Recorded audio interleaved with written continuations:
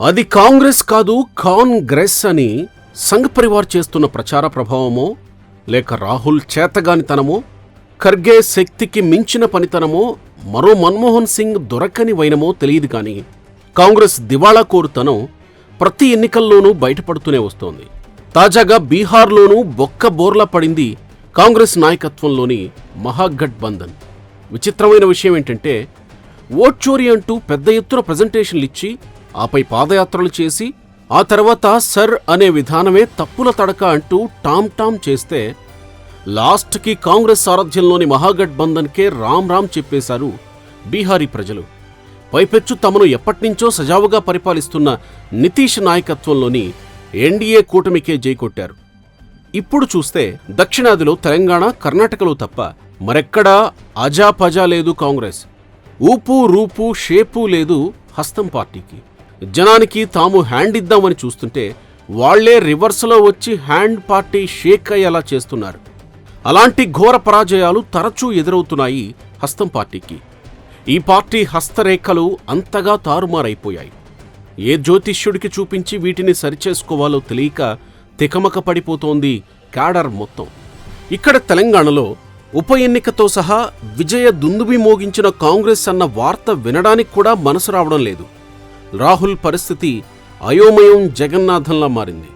ఇప్పట్లో తన జాతకం, పార్టీ భవితవ్యం మారేలా కనిపించడం లేదు. అంతగా డీలా పడిపోతోంది పార్టీ మొత్తం. మామూలుగా ఎవరైనా కష్టపడితే ఫలితాలు వాటంతటవి వస్తూ ఉంటాయి. అదే రాహుల్ గాంధీ కష్టపడితే రావాల్సిన రిజల్ట్స్ కూడా రాకుండా వెనక్కు వెళ్లిపోతున్నాయి. అంత ఘోరంగా రివర్స్లో తిరుగుతోంది కాంగ్రెస్ అదృష్ట చక్రం. మొన్నటి వరకు రాజస్థాన్, హర్యానా, హిమాచల్ ప్రదేశ్లో ఉన్నట్టు కనిపించిన కాంగ్రెస్ ఇప్పుడు చూస్తే వాటిలోనూ గుండు సున్నా చుట్టేసి ఉత్తరాదిలో దాదాపు ఏ రాష్ట్రంలోనూ లేకుండా పోయింది. శూన్యహస్తం మిగిలిందిప్పుడు. ఒంటరిగా పోటీ చేస్తే ఘటన కాలేకపోతున్నాం, కనీసం కూటమి కట్టి విజయాలను సాధిద్దామని భావిస్తే అక్కడ జీరో బ్యాలెన్సే చూపిస్తోంది పార్టీలోని సీట్ అకౌంట్. దీంతో ఏం చేయాలరా భగవంతుడా అని తలలు పట్టుకోవాల్సి వస్తుంది రాహుల్ గాంధీ. ఒకప్పుడు దేశంలోని రాష్ట్రాలన్నింటినీ హస్తగతం చేసుకున్న కాంగ్రెస్ నేడు చూస్తే ఆ చేతులను ఎవరో తీసేసినట్టు దారుణ పరాభవాలను మూటగట్టుకుంటూ వెళుతోంది. పార్టీ ఫెయిల్యూర్స్లోనే సరికొత్త రికార్డులను నమోదు చేస్తూ వస్తోంది. ఈ పరాజయ పరంపర ఏ తీరాలకు చేరేను అన్నట్టుగా మారింది పరిస్థితి. సమకాలీన రాజకీయాల్లో వ్యూహాలు రచించడంలో కాంగ్రెస్ ఘోరంగా విఫలమవుతోంది. బీజేపీకి వ్యతిరేకంగా పనిచేయాలనే తపనతో మెజారిటీ వర్గాలకు దూరమవుతోంది కాంగ్రెస్. ముస్లిం మైనారిటీలకు అండగా ఉండాలనే ఆలోచనతో పనిచేస్తోంది.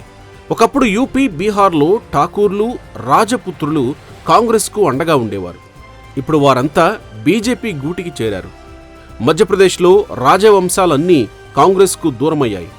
రాజకీయాల్లో రాణించడానికి వ్యూహాలు బలంగా ఉండాలి. నేల విడిచి సాము చేస్తే విజయాలు రావు. పార్టీలో సీనియర్లంతా ఒక్కొక్కరిగా దూరమవుతున్నారు. చివరకు పార్టీ కూడా కనుమరుగు కావడం ఖాయంగా కనబడుతోంది. ఫ్యూచర్లో కర్ణాటక, తెలంగాణలోనూ ప్రభుత్వాలు కనుమరుగైతే ఇక కాంగ్రెస్ జీరో స్టేజికి చేరి కమ్యూనిస్టు పార్టీల సరసన కూర్చోవడానికి పెద్దగా టైం పట్టేలా కనిపించడం లేదు. చివరాఖరికి రాహుల్ గాంధీకి తమిళనాడు ఒక్కటే దిక్కుగా కనబడుతోంది. ఇక్కడ స్టాలిన్ పార్టీతో జతగట్టి అధికారంలోకి రావాలని తెగ ఉబలాట పడుతోంది.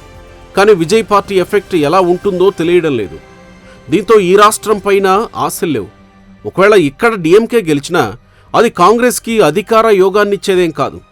దీంతో రాహుల్ గాంధీ నాయకత్వంలోని కాంగ్రెస్ దేశంలో కనుమరుగయ్యే పరిస్థితికి అత్యంత దగ్గరలో ఉన్నట్టు కనబడుతోంది.